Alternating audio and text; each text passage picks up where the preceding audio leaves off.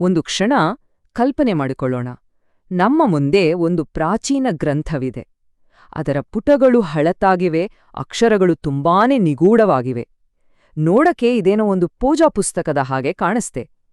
ಆದ್ರೆ ಒಂದು ವೇಳೆ ಅದರಲ್ಲಿರೋದು ಕೇವಲ ಪ್ರಾರ್ಥನೆಗಳಲ್ಲ, ಬದಲಿಗೆ ನಮ್ಮ ವಾಸ್ತವವನ್ನೇ ಬದಲಾಯಿಸಬಲ್ಲ ಒಂದು ಸೀಕ್ರೆಟ್ ಕೋಡ್ ಆಗಿದ್ರೆ? ಮೊದಲ ನೋಟಕ್ಕೆ ಇದು ನಮ್ಗೆಲ್ಲ ರೊಂಬ ಪರಿಚಿತ ಅಲ್ವಾ? ಶ್ಲೋಕಗಳು, ಪೂಜಾ ವಿಧಿವಿಧಾನಗಳು, ದೇವರಿಗೆ ಅರ್ಪಿಸುವ ವಸ್ತುಗಳು ಇದೆಲ್ಲ ಸಾವಿರಾರು ವರ್ಷಗಳಿಂದ ನಮ್ಮ ಸಂಸ್ಕೃತಿಯಲ್ಲಿ ಬೆರೆತ್ಹೋಗಿದೆ. ಆದರೆ ನಾವು ನೋಡ್ತಾ ಇರೋದ್ರ ಹಿಂದೆ ಅಡಗಿರೋ ರಹಸ್ಯವೇ ಬೇರೆಯಾಗಿದ್ರೆ? ಒಂದು ವೇಳೆ ಇದು ದೇವರ ಬಗ್ಗೆ ಅಲ್ಲ, ಬದಲಿಗೆ ನಮ್ಮೊಳಗೆ ಇರೋ ದೈವತ್ವವನ್ನ ಎಚ್ಚರಗೊಳಿಸೋ ಒಂದು ಬ್ಲೂಪ್ರಿಂಟ್ ಆಗಿದ್ರೆ? ನಾವಿದನ್ನೊಂದು ಧಾರ್ಮಿಕ ಆಚರಣೆ ಅಂತ ತಿಳ್ಕೊಂಡಿದ್ದೀವಿ, ಆದರೆ ಇದೊಂದು ಪ್ರಜ್ಞೆಯ ಮೇಲೆ ನಡೆಸೋ ವೈಜ್ಞಾನಿಕ ಪ್ರಯೋಗ ಆಗಿದ್ರೆ ಹೇಗಿರುತ್ತೆ? ಹೌದು, ತಂತ್ರಜ್ಞಾನ ಈ ಪದ ಕೇಳಿದ ತಕ್ಷಣ ನಮ್ಗೆಲ್ಲ ಕಂಪ್ಯೂಟರ್, ಸಾಫ್ಟ್ವೇರ್, ಕೋಡಿಂಗ್ ಎಲ್ಲ ನೆನಪಾಗುತ್ತೆ. ಆದ್ರೆ ಇದೊಂದು ಆಧ್ಯಾತ್ಮಿಕ ತಂತ್ರಜ್ಞಾನ. ಇದಕ್ಕೊಂದು ಹಾರ್ಡ್ವೇರ್ ಇದೆ, ಅಂದ್ರೆ ಪೂಜೆಗೆ ಬಳಸೋ ವಸ್ತುಗಳು. ಇದಕ್ಕೊಂದು ಸಾಫ್ಟ್ವೇರ್ ಕೂಡ ಇದೆ, ಅಂದ್ರೆ ನಾವು ಉಚ್ಚರಿಸೋ ಮಂತ್ರಗಳು. ಮತ್ತು ಇದಕ್ಕೆ ಒಬ್ಬ ಯೂಸರ್ ಕೂಡ ಇದ್ದಾನೆ, ಅಂದ್ರೆ ಈ ವಿಧಿಯನ್ನ ಆಚರಿಸೋ ಸಾಧಕ. ಇಲ್ಲಿರೋ ಪ್ರತಿಯೊಂದು ಹಂತ, ಪ್ರತಿಯೊಂದು ಮಂತ್ರ, ಪ್ರತಿಯೊಂದು ವಸ್ತುವಿಗೂ ಒಂದು ನಿರ್ದಿಷ್ಟ ಕಾರಣ ಇದೆ. ಇದು ಕುರುಡು ನಂಬಿಕೆಯಲ್ಲ, ಬದಲಿಗೆ ಒಂದು ನಿರ್ದಿಷ್ಟ ಫಲಿತಾಂಶವನ್ನ ಪಡೆಯೋಕೆ ತುಂಬಾನೇ ನಿಖರವಾಗಿ ಡಿಸೈನ್ ಮಾಡಿರೋ ಒಂದು ಪ್ರೊಸೀಜರ್. ನಮ್ಮ ಪ್ರಜ್ಞೆಯನ್ನ ರೀಪ್ರೋಗ್ರಾಮ್ ಮಾಡಿ ನಾವು ವಾಸ್ತವವನ್ನ ಗ್ರಹಿಸೋ ರೀತಿಯನ್ನೇ ಬದಲಾಯಿಸೋ ಒಂದು ಎಕ್ಸ್ಪೆರಿಮೆಂಟ್. ಈ ವಿಧಿಯನ್ನ ಸರಿಯಾಗಿ ಅರ್ಥ ಮಾಡ್ಕೋಬೇಕು ಅಂದ್ರೆ ನಾವು ಈ 3 ಪ್ರಶ್ನೆಗಳನ್ನ ಕೇಳಲೇಬೇಕು. ಮೊದಲ್ನೇದು, ಪ್ರತಿಯೊಂದು ಸಣ್ಣ ಡೀಟೇಲ್ಗೂ ಯಾಕಿಷ್ಟು ಮಹತ್ವ? ಅಕ್ಕಿಕಾಳಿನಿಂದ ಹಿಡಿದು ವಾಲ್ನೆಟ್ಗಳ ಸಂಖ್ಯೆವರೆಗೂ ಎಲ್ಲವೂ ಪರ್ಫೆಕ್ಟ್ ಆಗಿರ್ಬೇಕು, ಯಾಕೆ? ಎರಡನೇದು ಮತ್ತು ಎಲ್ಲಕ್ಕಿಂತ ಮುಖ್ಯವಾಗಿ, ಈ ಸಂಪೂರ್ಣ ಕ್ರಿಯೆಯನ್ನ ಕತ್ತಲಲ್ಲಿ, ಮಧ್ಯರಾತ್ರಿಯಲ್ಲಿ ಯಾಕೆ ಮಾಡಬೇಕು? ಸಾಮಾನ್ಯವಾಗಿ ಪೂಜೆ ಮಾಡೋದು ಬೆಳಕಿನಲ್ಲಿ ತಾನೇ? ಮತ್ತು ಮೂರನೇ, ಬಹುಶಃ ಅತ್ಯಂತ ಮುಖ್ಯವಾದ ಪ್ರಶ್ನೆ, ಒಂದು ವೇಳೆ ಇದರ ಉದ್ದೇಶ ಹೊರಗಿರೋ ದೇವರಿಗೆ ಮನವಿ ಮಾಡೋದಲ್ಲ, ಬದಲಿಗೆ ನಮ್ಮೊಳಗೆ ಅಡಗಿರೋ ಇಡೀ ಬ್ರಹ್ಮಾಂಡವನ್ನ ಅನಾವರಣಗೊಳಿಸೋದಾಗಿದ್ರೆ? ಈ ಪ್ರಶ್ನೆಗಳ ಉತ್ತರದಲ್ಲೇ ಈ ಪ್ರಾಚೀನ ಜ್ಞಾನದ ಬಾಗಿಲು ತೆರೆಯೋ ಕೀಲಿ ಇದೆ. ನಾವು ಈಗ ಮಾತಾಡ್ತಾ ಇರೋ ಈ ಜ್ಞಾನ ಇದೆಯಲ್ಲ, ಇದು ಕೇವಲ ಪುಸ್ತಕಗಳಲ್ಲಿ ಸಿಗೋ ಥಿಯರಿ ಅಲ್ಲ, ಇದು ಇವತ್ತಿಗೂ ಜೀವಂತವಾಗಿರೋ ಒಂದು ಸಂಪ್ರದಾಯ.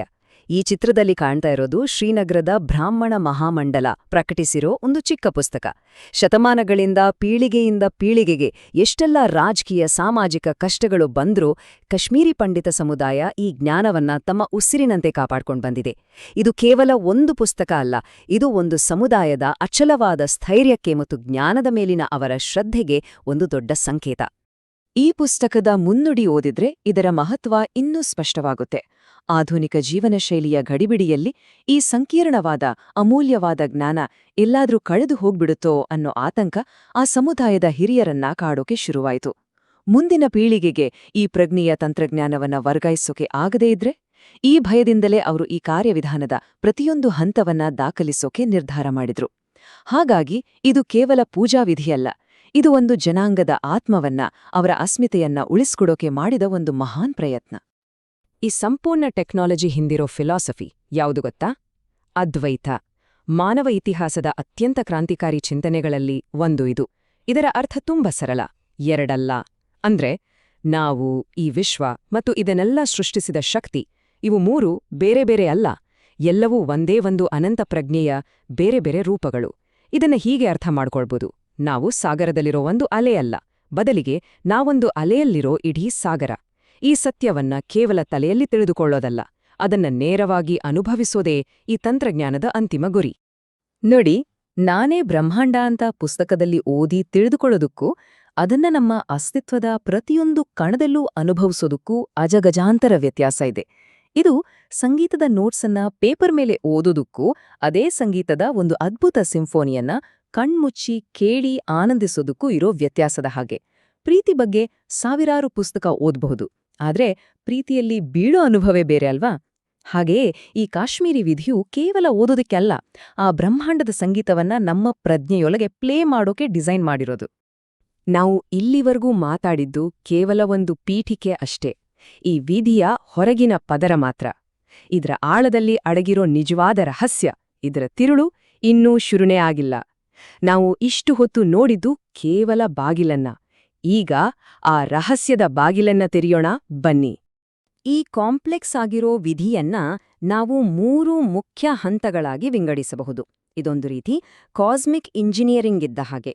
ಮೊದಲನೇದು, ನಮ್ಮ ಮುಂದೆ ಒಂದು ಪುಟ್ಟ ಬ್ರಹ್ಮಾಂಡವನ್ನ ಅಂದ್ರೆ ಒಂದು ಮೈಕ್ರೋಕಾಸಮ್ ಅನ್ನ ನಿರ್ಮಿಸೋದು. ಎರಡನೇದು, ನಮ್ಮ ಪ್ರಜ್ಞೆಯ ಫ್ರೀಕ್ವೆನ್ಸಿಯನ್ನ ಬ್ರಹ್ಮಾಂಡದ ಮೂಲ ಫ್ರೀಕ್ವೆನ್ಸಿ ಜೊತೆ ಶ್ರುತಿಗೊಳಿಸೋದು ಅಂದ್ರೆ ಟ್ಯೂನ್ ಮಾಡೋದು. ಮತ್ತು ಮೂರನೇದು, ಇಡೀ ಬ್ರಹ್ಮಾಂಡದ ನಕ್ಷೆಯನ್ನ ನಮ್ಮ ಸ್ವಂತ ಶರೀರದ ಮೇಲೆಯೇ ರಚಿಸೋದು. ಬನ್ನಿ ಈಗ ಪ್ರತಿಯೊಂದು ಹಂತವನ್ನು ವಿವರವಾಗಿ ನೋಡೋಣ. ಮೊದಲ ಹಂತದಲ್ಲಿ ಸಾಧಕರು ತಮ್ಮ ಕಣ್ಣು ಮುಂದೆಯೇ ಇಡೀ ಬ್ರಹ್ಮಾಂಡದ ಒಂದು ಮಾಡೆಲ್ ಅನ್ನ ನಿರ್ಮಿಸ್ತಾರೆ. ನೀರಿನಿಂದ ತುಂಬಿರೋ ಕಲಶ ಇದೆಯಲ್ಲ, ಅದು ಬಿಗ್ ಬ್ಯಾಂಗು ಮುಂಚೆ ಎಲ್ಲವೂ ಅಡಗಿದ್ದ ಆದಿಗರ್ಭವನ್ನ ಪ್ರತಿನಿಧಿಸುತ್ತೆ. ಅದರಲ್ಲಿ ಇಡೋ ವಾಲ್ನಟ್ಗಳು ನೋಡೋಕೆ ಮನುಷ್ಯನ ಮೆದುಳಿನ ಹಾಗೆ ಇರೋದು ಕಾಕತಾಳೀಯವೇನಲ್ಲ. ಅವು ಅಸಂಖ್ಯಾತ ಬ್ರಹ್ಮಾಂಡಗಳ ಸುಪ್ತ ಸಾಮರ್ಥ್ಯವನ್ನ ಮತ್ತು ಪ್ರಜ್ಞೆಯನ್ನ ಸಂಕೇತಿಸ್ತವೆ. ಮತ್ತು ಕೆಳಗೆ ಬಿಡಿಸಿರೋ ಜಾಮಿತಿಯ ರೇಖಾಚಿತ್ರ ಅಂದ್ರೆ ಮಂಡಲ, ಅದು ವಾಸ್ತವದ ಮೂಲಭೂತ ಬ್ಲೂಪ್ರಿಂಟ್. ಸೊ ಇದು ಕೇವಲ ಪೂಜೆ ಅಲ್ಲ, ಇದು ನಮ್ಮ ಕಣ್ಣು ಮುಂದೆಯೇ ನಡೆಯೋ ಸೃಷ್ಟಿಯ ಪುನರ್ನಿರ್ಮಾಣ. ಮಂತ್ರಗಳ ಬಗ್ಗೆ ನಮ್ಮ ಕಲ್ಪನೆಯೇ ತಪ್ಪಾಗಿದೆ ಅಂತ ಹೇಳ್ಬಹುದು. ಅವು ಕೇವಲ ದೇವರಿಗೆ ಸಲ್ಲಿಸೋ ಪ್ರಾರ್ಥನೆಗಳು ಅಲ್ಲ, ಅವು ನಿರ್ದಿಷ್ಟವಾದ ಧ್ವನಿ, ಆವರ್ತನೆಗಳು, ವೈಬ್ರೇಷನ್ಗಳು. ಸಂಗೀತದಲ್ಲಿ ಶ್ರುತಿ ಸರಿಪಡಿಸೋಕೆ ಟ್ಯೂನಿಂಗ್ ಫೋರ್ಕ್ ಬಳಸ್ತಾರಲ್ಲ, ಹಾಗೆ ಮಂತ್ರಗಳು ನಮ್ಮ ಪ್ರಜ್ಞೆಯನ್ನ ಬ್ರಹ್ಮಾಂಡದ ಮೂಲಭೂತ ಫ್ರೀಕ್ವೆನ್ಸಿ ಜೊತೆ ಮ್ಯಾಚ್ ಮಾಡೋಕೆ ಬಳಸೋ ಕಾಸ್ಮಿಕ್ ಟ್ಯೂನಿಂಗ್ ಫೋರ್ಕ್ಗಳು. ಪ್ರತಿಯೊಂದು ಮಂತ್ರವು ಒಂದು ನಿರ್ದಿಷ್ಟ ಶಕ್ತಿಯನ್ನ ಜಾಗೃತಗೊಳಿಸೋ ಒಂದು ಸಾನಿಕ್ ಕೀ. ಇವು ಹೊರಗೆ ಕಳಿಸೋ ರಿಕ್ವೆಸ್ಟ್ ಅಲ್ಲ, ಇವು ಒಳಗೆ ಅಡಗಿರೋ ಶಕ್ತಿಯನ್ನ ಅನ್ಲಾಕ್ ಮಾಡೋ ಪಾಸ್ವರ್ಡ್ಗಳು.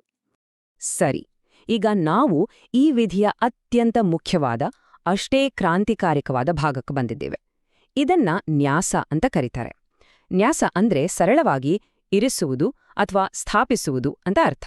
ಆದ್ರೆ ಏನನ್ನ ಎಲ್ಲಿಡಲಾಗ್ತಿದೆ, ಇದುವೇ ಈ ತಂತ್ರಜ್ಞಾನದ ಹೃದಯ ಭಾಗ. ಇಲ್ಲಿಯೇ ಸಾಧಕನು ಕೇವಲ ನೋಡುಗನಾಗಿ ಉಳಿದೇ ಆ ಪ್ರಯೋಗದ ಒಂದು ಭಾಗವೇ ಆಗ್ಬಿಡ್ತಾನೆ. ನ್ಯಾಸದ ಸಮಯದಲ್ಲಿ ಸಾಧಕರು ನಿರ್ದಿಷ್ಟ ಮಂತ್ರಗಳನ್ನ ಹೇಳ್ತಾ ತಮ್ಮ ದೇಹದ ಬೇರೆ ಬೇರೆ ಭಾಗಗಳನ್ನ ಮುಟ್ಕೊಳ್ತಾರೆ. ಇದನ್ನ ಹೀಗೆ ಕಲ್ಪಿಸ್ಕೊಳ್ಳಿ: ಸೂರ್ಯೋದಯವನ್ನ ಪ್ರತಿನಿಧಿಸೋ ಶಕ್ತಿಯನ್ನ ಹಣೆಯ ಮೇಲೆ, ನಕ್ಷತ್ರಪುಂಜಗಳನ್ನ ತೋಳುಗಳ ಮೇಲೆ, ಗ್ರಹಗಳ ಚಲನೆಯನ್ನ ಹೃದಯದ ಮೇಲೆ ಸ್ಥಾಪಿಸೋದು. ಇದರರ್ಥ ಅವರು ಬ್ರಹ್ಮಾಂಡದ ಸೃಷ್ಟಿ, ಸ್ಥಿತಿ ಮತ್ತು ಲಯಕ್ಕೆ ಕಾರಣವಾದ ದೈವಿಕ ಶಕ್ತಿಗಳನ್ನ ತಮ್ಮ ಶರೀರದ ಮೇಲೆಯೇ ಸ್ಥಾಪನೆ ಮಾಡ್ಕೊಳ್ತಾ ಇದ್ದಾರೆ. ಇದರ ಆಳವಾದ ಸಂದೇಶ ಏನ್ ಗೊತ್ತಾ? ನಮ್ಮ ದೇಹ ಬ್ರಹ್ಮಾಂಡದಿಂದ ಬೇರೆ ಅಲ್ಲ, ಅದು ಬ್ರಹ್ಮಾಂಡದ ಒಂದು ಜೀವಂತ ನಕ್ಷೆ. ಇಲ್ಲಿ ಬ್ರಹ್ಮಾಂಡದ ನಕ್ಷೆಯನ್ನ ನೋಡ್ತಾ ಇಲ್ಲ, ಬದಲಿಗೆ ನಾವೇ ಆ ನಕ್ಷೆ ಆಗ್ತಾ ಇದೀವಿ. ಮತ್ತು ಇಲ್ಲೇ ಈ ವಿಧಿಯ ಮೊದಲ ದೊಡ್ಡ ರಹಸ್ಯ ಬಯಲಾಗುತ್ತೆ. ಇದರ ಗುರಿ ಶಿವನಿಗೆ ಪ್ರಾರ್ಥನೆ ಸಲ್ಲಿಸೋದಲ್ಲ, ಬದಲಿಗೆ ಸಾಧಕ ಮತ್ತು ದೈವತ್ವದ ನಡುವೆ ಇರೋ ಎಲ್ಲಾ ಗಡಿಗಳನ್ನ ಅಳಿಸಿ ಹಾಕೋದು. ಪ್ರಾರ್ಥಿಸೋವನು, ಪ್ರಾರ್ಥನೆ ಮತ್ತು ಯಾರಿಗೆ ಪ್ರಾರ್ಥನೆ ಸಲ್ಲಿಸಲಾಗ್ತಿದೆಯೋ ಆ ದೈವ, ಈ ಮೂರು ಒಂದೇ ಅನ್ನ ಅದ್ವೈತ ಸತ್ಯವನ್ನ ಅನುಭವಕ್ಕೆ ತಂದ್ಕೊಡೋದೇ ಇದರ ಏಕೈಕ ಉದ್ದೇಶ. ನಾನು ಮತ್ತು ದೇವರು ಅನ್ನೋ ಆ ದ್ವಂದ್ವವನ್ನ ಅಳಿಸಿ ನಾನೇ ಅವನು ಅನ್ನೋ ಅರಿವನ್ನ ಮೂಡಿಸೋದೇ ಈ ತಂತ್ರಜ್ಞಾನದ ಪರಾಕಾಷ್ಠೆ. ಸರಿ, ನಾವು ಒಂದು ಸೂಕ್ಷ್ಮ ಬ್ರಹ್ಮಾಂಡವನ್ನ ನಿರ್ಮಿಸಿದ್ವಿ, ಮಂತ್ರಗಳ ಮೂಲಕ ಟ್ಯೂನ್ ಮಾಡಿದ್ವಿ ಮತ್ತು ನ್ಯಾಸದ ಮೂಲಕ ಬ್ರಹ್ಮಾಂಡವನ್ನ ನಮ್ಮ ಶರೀರದ ಮೇಲೆಯೇ ನಕ್ಷೆ ಮಾಡಿದ್ವಿ. ಆದ್ರೆ ಇದೆಲ್ಲವನ್ನೂ ರಾತ್ರಿಯಲ್ಲಿ, ಕತ್ತಲಲ್ಲಿ ಯಾಕೆ ಮಾಡ್ಬೇಕು? ಈ ಹಬ್ಬಕ್ಕೆ ಶಿವನ ಹಗಲು ಅಂತಾನೂ ಹೆಸರಿಡ್ಬೋದಿಟ್ಟಲ್ವಾ? ರಾತ್ರಿ ಅನ್ನೋ ಪದಕ್ಕೆ ಇಲ್ಲೊಂದು ವಿಶೇಷವಾದ ಮಹತ್ವ ಇದೆ. ಅದು ನಮ್ಮ ಎರಡನೇ ಪ್ರಶ್ನೆಗೆ ಉತ್ತರ ಕೊಡುತ್ತೆ. ಇಲ್ಲಿ ರಾತ್ರಿ ಅಥವಾ ಕತ್ತಲೆ ಅಂದ್ರೆ ಭಯ, ಅಜ್ಞಾನ ಅಥವಾ ನೆಗೆಟಿವ್ ಎನರ್ಜಿ ಅಲ್ಲ. ವಿಜ್ಞಾನ ಹೇಳುತ್ತೆ, ಸೃಷ್ಟಿಗಿಂತ ಮೊದಲು ಏನೂ ಇರ್ಲಿಲ್ಲ, ಒಂದು ಶೂನ್ಯ ಇತ್ತು ಅಂತ. ಅದೇ ರೀತಿ ಈ ಫಿಲಾಸಫಿ ಪ್ರಕಾರ ಸೃಷ್ಟಿಗಿಂತ ಮೊದಲಿದ್ದುದು ಆದಿಶೂನ್ಯ, ಎಲ್ಲವೂ ಸಾಧ್ಯವಾಗಿದ್ದ ಒಂದು ಶುದ್ಧ ಸಾಮರ್ಥ್ಯದ ಸ್ಥಿತಿ. ಸಮಯ ಮತ್ತು ಸ್ಥಳಕ್ಕೂ ಮೊದಲು ಇದ್ದ ಶುದ್ಧ ಪ್ರಜ್ಞೆಯ ಕತ್ತಲೆ ಅದು. ಈ ವಿಧಿಯು ನಮ್ಮ ಪ್ರಜ್ಞೆಯನ್ನ ಆ ಮೂಲ ಸ್ಥಿತಿಗೆ, ಆ ಸೃಜನಾತ್ಮಕ ಶೂನ್ಯಕ್ಕೆ ವಾಪಸ್ ಕರ್ಕೊಂಡು ಹೋಗೋ ಒಂದು ಪ್ರಯಾಣ. ಆ ಆಳವಾದ ಧ್ಯಾನದ ಸ್ಥಿತಿಯಲ್ಲಿ, ಆ ಆದಿ ಕತ್ತಲಲ್ಲಿ ಪ್ರಜ್ಞೆಯು ಯಾವ ರೂಪದಲ್ಲಿ ಅನುಭವಕ್ಕೆ ಬರುತ್ತೆ? ಗ್ರಂಥಗಳ ಪ್ರಕಾರ ಶಿವನು ಜ್ವಾಲಾ ರೂಪದಲ್ಲಿ ಪ್ರಕಟವಾಗ್ತಾನೆ. ಅಂದ್ರೆ ಆದಿ ಅಂತ್ಯ ಇಲ್ಲದ, ಇಡೀ ಬ್ರಹ್ಮಾಂಡವನ್ನೇ ವ್ಯಾಪಿಸಿರುವ ಒಂದು ಪ್ರಕಾಶಮಾನವಾದ ಅಗ್ನಿಸ್ತಂಭ. ಇದು ಸೃಷ್ಟಿಯ ಮೊದಲ ಕಿಡಿಯ ರೂಪಕ. ಇದು ನಾನು ಅನ್ನೋ ಪ್ರತ್ಯೇಕತೆಯ ಅರಿವು ಕರಗಿ ಹೋಗಿ ಕೇವಲ ಶುದ್ಧ, ಅನಂತ, ಪ್ರಕಾಶಮಾನವಾದ ಅಸ್ತಿತ್ವ ಮಾತ್ರ ಉಳಿಯೋ ಸ್ಥಿತಿ. ಈ ಅನುಭವ ನಮ್ಮ ಅಸ್ಮಿತೆಯ ಬಗ್ಗೆ ನಮಗಿರೋ ಗ್ರಹಿಕೆಯನ್ನೇ ಪುಡಿಗಟ್ಟಿಬಿಡುತ್ತೆ. ನಮ್ಮ ಜೀವನ ಪೂರ್ತಿ ನಾವು ಒಂದು ಸಣ್ಣ ದುರ್ಬಲ ಪ್ರತ್ಯೇಕವಾದ ಅಲೆ ಅಂತ ಭಾವಿಸ್ತೀವಿ.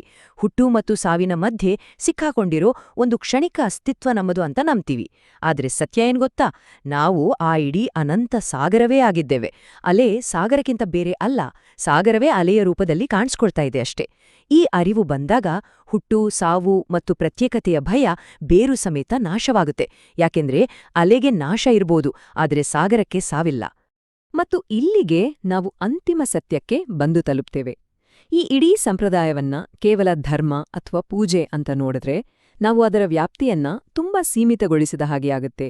ಇದು ಅದಕ್ಕಿಂತ ಎಷ್ಟೋ ಮಿಗಿಲಾದದ್ದು. ಇದು ನಮ್ಮ ನರವ್ಯೂಹದ, ನಮ್ಮ ಪ್ರಜ್ಞೆಯ ಅಪಾರ ಸಾಮರ್ಥ್ಯವನ್ನ ಅನ್ಲಾಕ್ ಮಾಡಕ್ಕಿರೋ ಒಂದು ಯೂಸರ್ ಮ್ಯಾನ್ಯುಯಲ್. ಇದೊಂದು ಕಳೆದುಹೋದ ವಿಜ್ಞಾನ. ನಮ್ಮೊಳಗಿನ ಬ್ರಹ್ಮಾಂಡದ ಶಕ್ತಿಯನ್ನ ಆಕ್ಟಿವೇಟ್ ಮಾಡಕ್ಕೆ ಬೇಕಾದ ಒಂದು ಸೈಕೋಟೆಕ್ನಾಲಜಿ. ಹಾಗಾದ್ರೆ ಈ ಅನುಭವದ ನಂತರ ಏನಾಗುತ್ತೆ? ನಮ್ಮ ದೈನಂದಿನ ಜೀವನದಲ್ಲಿ ಇದರ ಪರಿಣಾಮ ಏನು? ಜಗತ್ತು ರಾತ್ರೋರಾತ್ರಿ ಬದಲಾಗ್ಬಿಡುತ್ತಾ? ಇಲ್ಲ, ಜಗತ್ತು ಹೇಗಿತ್ತೋ ಹಾಗೇ ಇರುತ್ತೆ. ಸಮಸ್ಯೆಗಳು, ಸವಾಲುಗಳು, ಸಂಬಂಧಗಳು ಎಲ್ಲವೂ ಹಾಗೇ ಇರುತ್ತೆ. ಆದ್ರೆ ಅವುಗಳನ್ನ ನೋಡೋ ದೃಷ್ಟಿ ಬದಲಾಗುತ್ತೆ. ಜಗತ್ತು ಬದಲಾಗಲ್ಲ, ಜಗತ್ತನ್ನ ಗ್ರಹಿಸೋ ನಮ್ಮ ಪ್ರಜ್ಞೆ ಬದಲಾಗುತ್ತೆ. ಈ ಅನುಭವಕ್ಕೆ ಮೊದಲು ನಾವು ಜೀವನ ಅನ್ನೋ ಯುದ್ಧಭೂಮಿಯಲ್ಲಿ ಪ್ರತಿಕ್ಷಣ ಭಯಪಡೋ ಒಬ್ಬ ಸೈನಿಕನ ಹಾಗೆ ಇರ್ತೀವಿ. ಮುಂದೆ ಏನಾಗುತ್ತೋ, ಯಾರು ಶತ್ರು, ಯಾರು ಮಿತ್ರ ಅನ್ನೋ ಗೊಂದಲದಲ್ಲಿರ್ತೀವಿ. ಆದ್ರೆ ಈ ಅರಿವಿನ ನಂತರ ನಾವು ಇಡೀ ಚದುರಂಗದ ಆಟವನ್ನ ಮೇಲಿಂದ ನೋಡೋ ಒಬ್ಬ ಮಾಸ್ಟರ್ ಆಟಗಾರನ ಹಾಗೆ ಆಗ್ತೀವಿ. ಜೀವನದ ಕಷ್ಟಗಳು, ಸವಾಲುಗಳು ಇದ್ದೇ ಇರುತ್ತೆ, ಆದ್ರೆ ಅವುಗಳನ್ನ ಎದುರಿಸೋ ನಮ್ಮ ದೃಷ್ಟಿಕೋನ, ನಮ್ಮ ಆಂತರಿಕ ಸ್ಥಿತಿ ಸಂಪೂರ್ಣವಾಗಿ ಬದಲಾಗುತ್ತೆ. ಭಯ ಮತ್ತು ಆತಂಕದ ಜಾಗದಲ್ಲಿ ಅಚಲವಾದ ಸ್ಪಷ್ಟತೆ ಮತ್ತು ಶಾಂತಿ ಬಂದು ಕೂರುತ್ತೆ. ಈ ಸಂಪೂರ್ಣ ಪ್ರಯಾಣದ ಅಂತಿಮ ಪಾಠ ಇದೆ. ನಾವು ಸತ್ಯಕ್ಕಾಗಿ, ಶಕ್ತಿಗಾಗಿ, ಶಾಂತಿಗಾಗಿ, ಮೋಕ್ಷಕ್ಕಾಗಿ ಯಾವಾಗ್ಲೂ ಹೊರಗೆ ಹುಡುಕ್ತೀವಿ. ದೇವರುಗಳಲ್ಲಿ, ಗುರುಗಳಲ್ಲಿ, ಪವಿತ್ರ ಸ್ಥಳಗಳಲ್ಲಿ. ಆದರೆ ಈ ಪ್ರಾಚೀನ ಕಾಶ್ಮೀರಿ ಜ್ಞಾನ ನಮ್ಗೆ ಒಂದು ಸರಳ ಸತ್ಯವನ್ನ ನೆನಪಿಸುತ್ತೆ.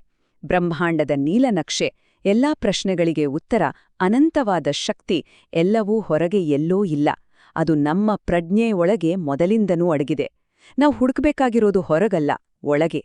ಇದೆಲ್ಲವೂ ನಮ್ಮನ್ನ ಒಂದು ಕೊನೆಯ ಆಳವಾದ ಪ್ರಶ್ನೆಯೊಂದಿಗೆ ಬಿಟ್ಟುಹೋಗುತ್ತೆ. ನಾವು ಕೇವಲ ಮೂಢನಂಬಿಕೆ, ಅರ್ಥವಿಲ್ಲದ ಆಚರಣೆ ಅಂತ ಬದಿಗೆ ಸರಿಸಿರುವ ನಮ್ಮ ಪೂರ್ವಜರ ಇನ್ನೆಷ್ಟು ಪದ್ಧತಿಗಳು ವಾಸ್ತವಾಗಿ ನಮ್ಮ ಪ್ರಜ್ಞೆಯನ್ನ ವಿಕಸನಗೊಳಿಸೋ ಅತ್ಯಾಧುನಿಕ ತಂತ್ರಜ್ಞಾನಗಳಾಗಿರಬಹುದು? ಬಹುಶಃ ನಾವು ಕಳೆದುಕೊಂಡಿರೋದು ಆ ಪದ್ಧತಿಗಳನ್ನಲ್ಲ, ಬದಲಿಗೆ ಅವುಗಳನ್ನ ಅರ್ಥ ಮಾಡಿಕೊಳ್ಳುವ, ಅವುಗಳ ಕೋಡನ್ನ ಡಿಕೋಡ್ ಮಾಡುವ ಕೀಲಿಗಳನ್ನ. ಆ ಕಳೆದುಹೋದ ಕೀಲಿಗಳನ್ನ ಮರುಶೋಧಿಸುವ ಸಮಯ ಬಂದಿದೆಯೇ? ಯೋಚಿಸಿ ನೋಡಿ.